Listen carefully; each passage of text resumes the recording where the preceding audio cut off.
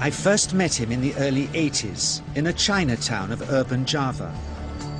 He didn't want his real name or address revealed, so we called him DJ for Dynamo Jack.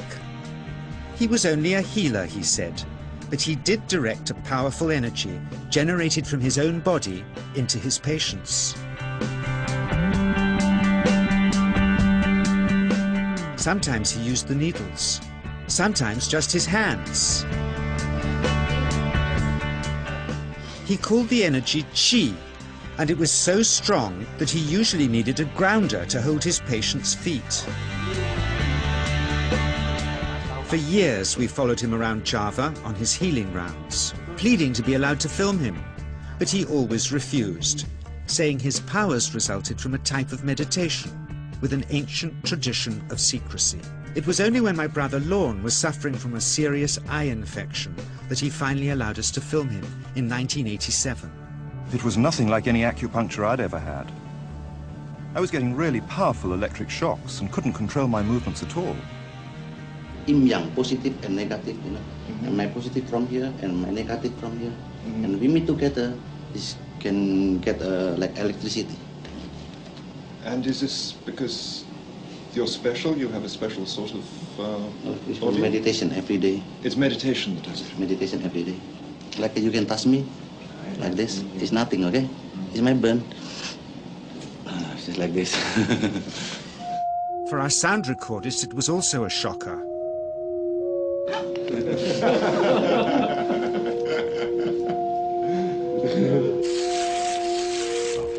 He then took our newspaper outside and showed us how Qi can also be used to set things on fire.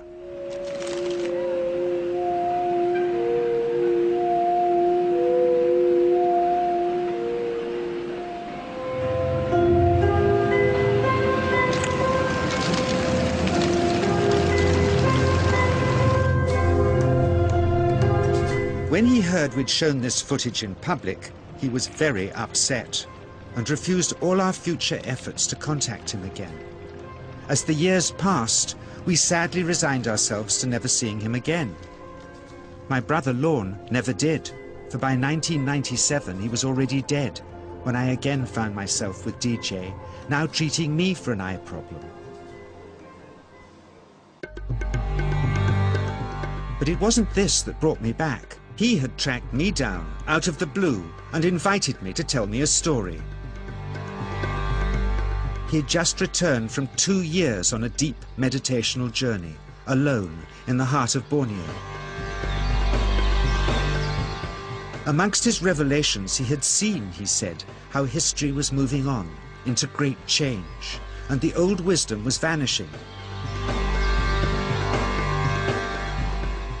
So he'd called me back to film just enough of him to remind us that we all have undreamed of powers sleeping within us, and that there's nothing special about him except for his training in waking them. Grounding this patient, my cameraman Joe is having to use all his weight to keep contact. But Qi is pushing him away. He seems able to control the amplitude of this Qi, like a dimmer switch, and it causes uncontrollable responses in the patients and their grounders. I can barely keep my hand on you. It wants to fly off. The electricity is so strong. This mother unwittingly grounds her child. He won't sit still, so she's asked to hold him and grin and bear it. Sometimes signs of this passing energy can be seen in the transmitter too. This Qi stuff is only the surface, he says, of the real adventure beneath, in the meditational technique.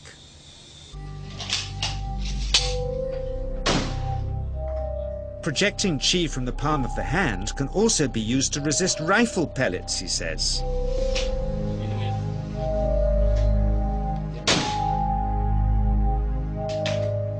First, you learn to distinguish between yin and yang Qi in your body. Then how to pool it in your navel chakra. Then how to project it, he says. And it's the proportionate mixture between yin and yang which accounts for different effects, like pulling or pushing objects or igniting them. Then he gets really strange. He says that mastering yin qi is the key to the spirit world. There's a long tradition of Indonesian krisis being possessed by spirits. So people bring him their krisis to see if they're duds. Here, he says, he doesn't manipulate matter by projecting mixtures of yin and yang qi. He merely creates a field of yin energy in which, he says, if there's a spirit, it can manifest itself.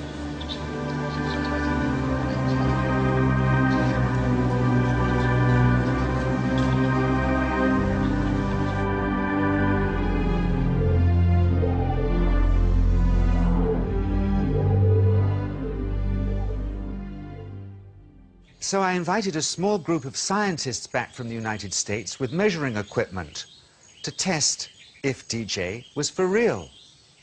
And if so, where might this energy belong on the electromagnetic spectrum? Catherine Cook, CEO of the Mind Science Foundation in Texas. Dr. Roger Nilsson, a Swedish medic and international racing sailor. Dr. Greg Simpson, a physicist from New York's Albert Einstein University, and Andreas Polak, one of DJ's Australian students. The visitors are confident they'll uncover him as a fraud in no time. Greg is the first guinea pig, and he's uncomfortable about showing that he can feel anything at all. Dr. Roger doesn't know what to expect.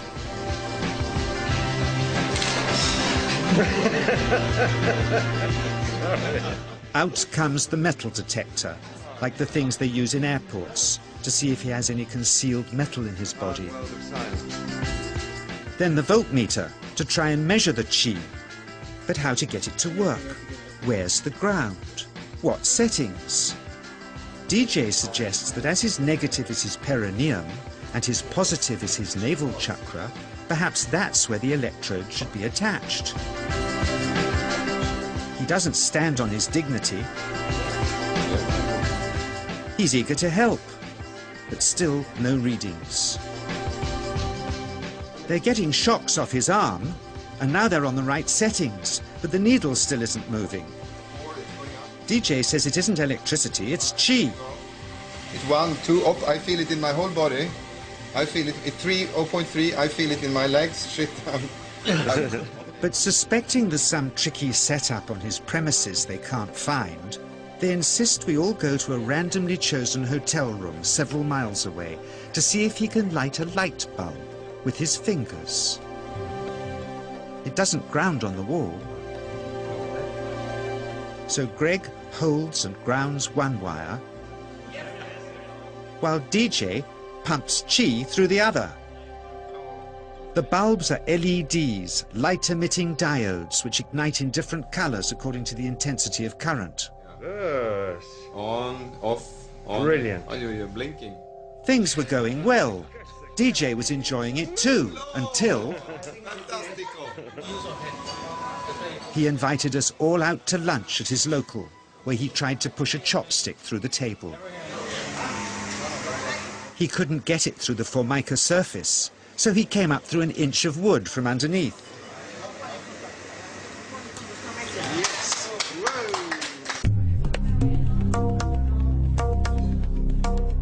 Not only did he draw his own blood, but a chopstick splinter had caught Alison here between the eyes, drawing more. The incident was laughed off apologetically, but next morning he was a different man, drawn and upset. He said he'd been visited all night by his long-dead master, raging that he had broken the strict taboos of his sect, never to show off in public and never to cause harm or draw blood. He felt deeply chastised. All further testing and filming must end. Never again would he submit to public scrutiny, nor accept any new students. He would sink from sight and continue his healing in obscurity, as he had done since before we met him in the early 80s and had always told us was right.